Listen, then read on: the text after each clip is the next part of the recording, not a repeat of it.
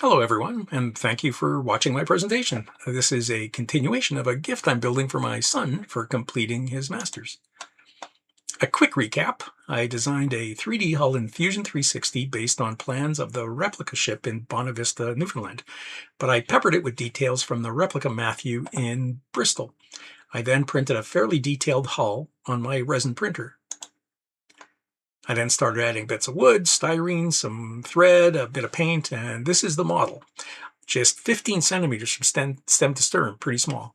And here's where we left off in the last presentation.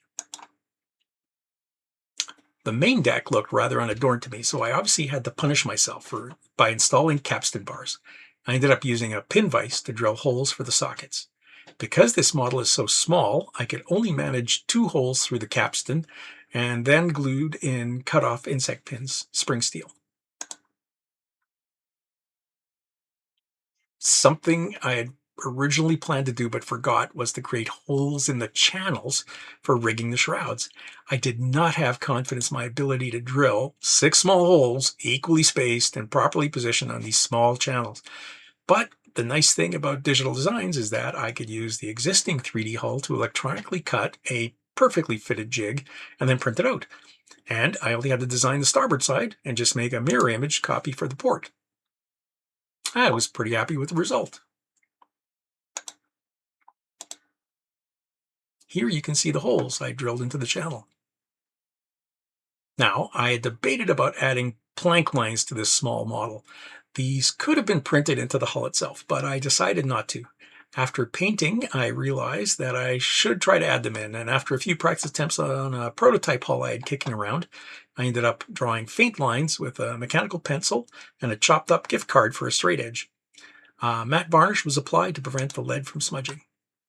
Now, I kind of cursed myself for not painting the anti-fouling concoction on the hull before installing the mainmast, but no matter, I masked off the ship.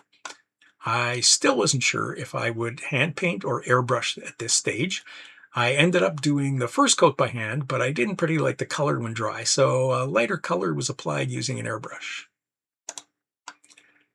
A disaster in more ways than one. As I was removing the masking tape, I saw how badly the paint had bled underneath. And as I kept removing the mask, the tape gave way unexpectedly and my mask snapped. The atmosphere in the workshop took an unhealthy blue tinge. So it was a good thing the mast was wood. The jagged ends of the stumps actually fit very nicely together, and I was able to repair it fairly easily. The next step was to rig the mainstay, and I soon discovered that I would have to have the foremast and bowsprit in place to properly position the blocks. I had some small birch dowels, and I tapered these using sanding pads and a bit of scraping with an X-Acto knife. I designed and printed the various blocks I will need on this model.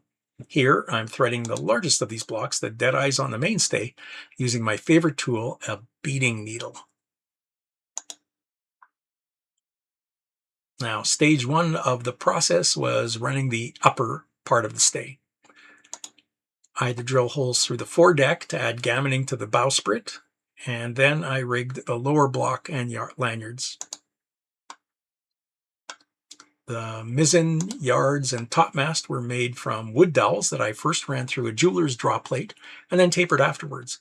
Molding was added as per plans, more or less. I took a couple of liberties for aesthetic and, frankly, mental health reasons. And here's the array of spars going on this model. At this scale, the topsail yard was so thin that I chose to make it out of steel insect pin.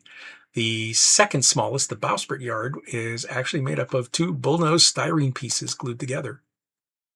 And now onto the shrouds. The dead eyes were so small, I actually had to seize the shrouds in 2 stages. First, I glued the thread in the groove, and once it dried, I seized the line with black thread. I made the chain plates on the lower dead eyes by wrapping extra fine fly tying wire and twisting it to resemble links in a chain. Because the space behind the dead eyes at the channels was so minuscule, I had to, in essence, now rig the shrouds in reverse order, the lanyards first. Once that was done, I glued the lower dead eyes in the channel after pushing the wire through those holes I drilled earlier. Once dry, I then pulled the shrouds around the top of the mast and seized them below the crow's nest. This seizing ended up a bit messy, and I hope to address them soon. Here are the shrouds more or less rigged. I left long tag ends to the lanyards in case I had to adjust them later. And a funny thing here, somehow I never once looked at the top of the mast inside the crow's nest to see if I was doing an okay job.